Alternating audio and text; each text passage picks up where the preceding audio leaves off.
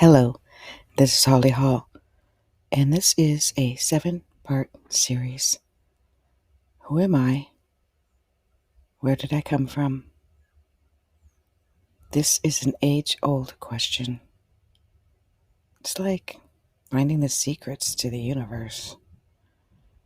We spend our entire lives trying to figure out who we are. And then we question, how did we get here? Where did we come from? In my book, 101 Answers from the Universe, which you can get on Amazon, Barnes & Noble, Indigo, I received many downloads and answers to these questions and more. One of the things that I like about astrology is that I can look at a person's chart and I can tell you exactly who you are. But the first question is, how did we get distracted from who we are? That one's a good one. Distractions are inevitable, specifically in this day and age. We are distracted every nanosecond of the day. No longer are we just tending to the fields, collecting eggs in a basket, and meeting up with the townspeople as we buy bread, take our kids to school, or get ready for Sunday school. We're not waiting for weeks for our husbands to come home. I'm working on the railroads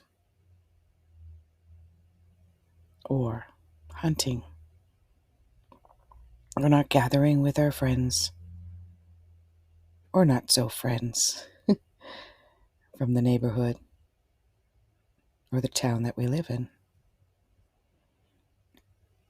That's a very slow-paced, routine, predictable lifestyle. We don't live in that now. We live in a very fast-paced, non-stop, greedy, money-hungry, starved environment. And I know that sounds very, very dreadful. However, I want to remind you that we are also in the fastest-paced generations since 1960 that we ever been in the entire human existence. And we have come further than we ever have. Do your history, and you'll see we're at our 5th or 6th existence. The jury's still out on whether it's 5 or 6. And geographically, geologically, and historically, they have found artifacts. And this is peer-reviewed science proven that we have advanced further than ever before. So much so that we've got the rest of the galaxy looking at us, like on the edge of their seats, like the end of a movie. Are they going to live? Are they going to die? Are they going to get together? Are they going to find everlasting love? Will they live happily ever after? That is the question. But it starts in a very simple place, much simpler than you could ever imagine, and that's within you. The more that we all know each other as an individual, as we know ourselves, the less fear that we have for the world around us and the better decisions and choices that we make. But how do you get to know yourself? Well, you can get an astrology chart done. You can research your own astrology. I suggest sidereal astrology because that's more accurate to where the planets are now. But either one. There's all kinds of others. Human design. There's Briggs. There's all kinds of tools out there to get to know who you are. You can read books. You can watch videos. You can educate yourself. You can observe yourself. The simplest way to get to know who you are, that's absolutely free, is just to constantly observe yourself and ask questions. Why did I do that? Why did I say that? How come that person hurts me? Why do I feel hurt? Where does it come from? Is there a trigger? constantly asking questions and observing. Oh, look at me. Don't judge. Don't judge yourself harshly. Say, oh, look at me, getting all pissy again because my husband walked in the room. Look at me having an enormous amount of anxiety because my son is ADD or ADHD or extremely expressive. The more that we can be open to everything and attached to nothing, the more that we can live in this world with less suffering. But this doesn't happen overnight. In fact, it doesn't really happen at all. It's something that is happening. It's always happening. You always have to be present in watching and observing yourself. It's a practice. It'll never end because you're expansive like the universe and you'll never stop growing. There is no finish line. There is no goalpost. It's just constant. And that might sound exhausting. In fact, to some people, it's not only bewildering, it's also disappointing.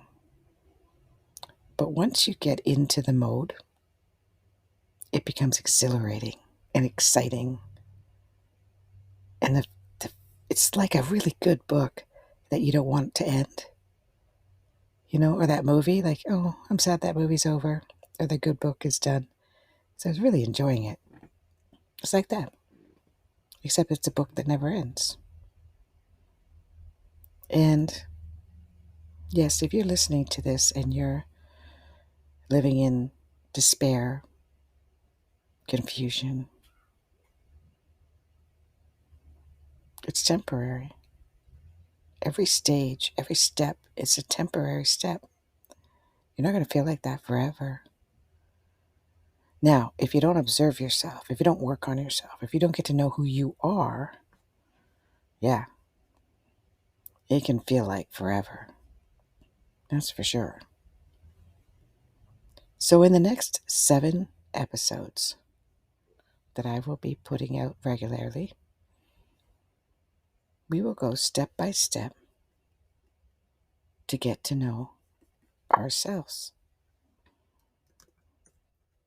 And the first step, I highly recommend that you practice for the next several days to know thyself is observe. If you can get a journal, write all your observations in a journal. The questions are more important than the answers. And write down the questions that you have. And that's self-reflection. Take time to reflect on your thoughts, your feelings, and your experiences. Consider your strengths, your weaknesses, your values, and your beliefs. Take that journal, meditate, or simply spend quiet moments thinking about who you are and what matters to you.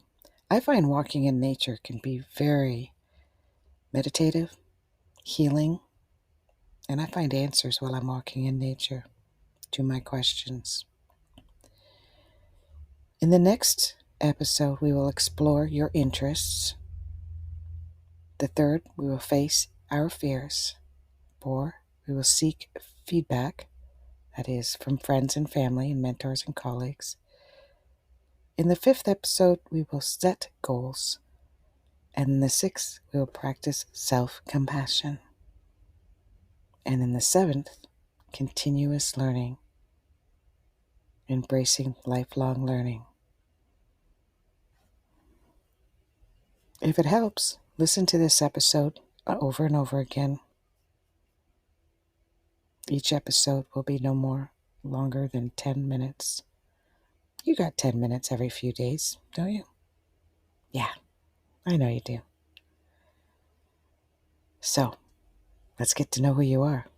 Observe everything you do, not what other people do, what you do. Namaste.